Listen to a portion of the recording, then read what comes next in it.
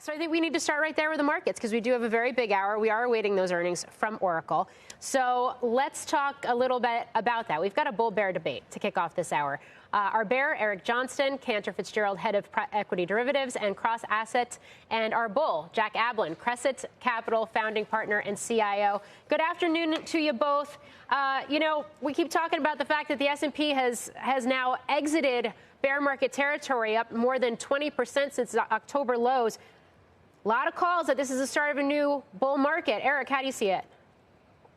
So we actually saw about 20% plus rallies in the 2000 to 2002 bear market and the 2007 to 2009 bear market. And all 5 of those 20% rallies ultimately led to new lows. So the fact that we've gotten a 20% rally off the lows, I don't think is a good forward-looking indicator. While the market clearly has significant price momentum right now, this market is now priced for, I think, almost more than perfection. We're currently trading at 20 times this year's earnings and about 19 times forward earnings. And we think the global liquidity flows, which have been very helpful to this market, are in the process and are about to turn very negative. We actually think that liquidity flows will be about negative $2 trillion over the next year, with a lot coming within the next 6 months. And we still think the economy is not out of the woods yet, even though it has been fairly resilient so far. Yeah. I mean, Jack, folks have been pointing to, despite all of the positives for this market and all the upside momentum, the fact that you do have a Fed that maybe is pausing or skipping this week, but we don't have the full effects of those rates yet. Breadth has, at least until recently, been pretty poor, and perhaps the S&P, for example, is very expensive right now, even if you look at earnings forecasts, despite the fact that we're coming out of a season that was better than expected. Would you be buying here?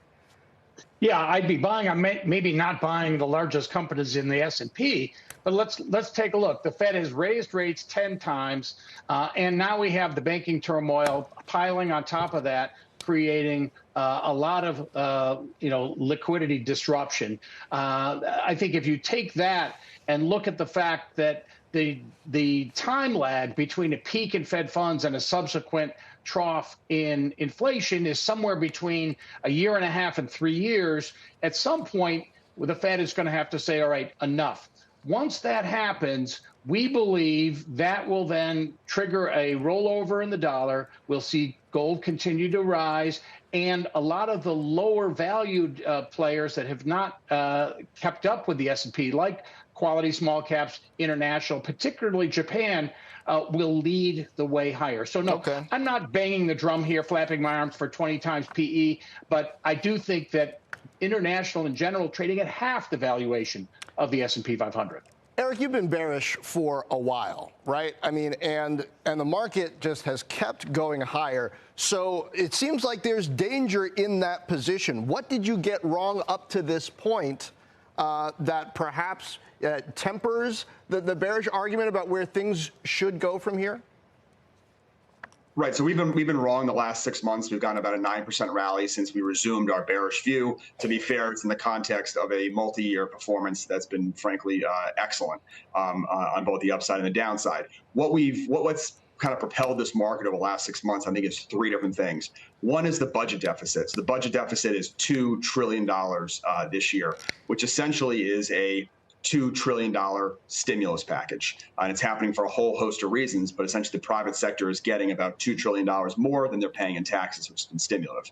Second thing has been those global liquidity flows. And then the third thing is the AI euphoria that's going on, which we think, like everyone else, AI is going to be revolutionary and change the world forever. Where we would disagree is we think it's much more uncertain around how you make money off of that and what the impact of that is on stock prices and how that will ultimately fare in a downturn in the economy. Right. As we saw during the internet bubble, the downturn in the economy overwhelmed it, and we think it would, this time also.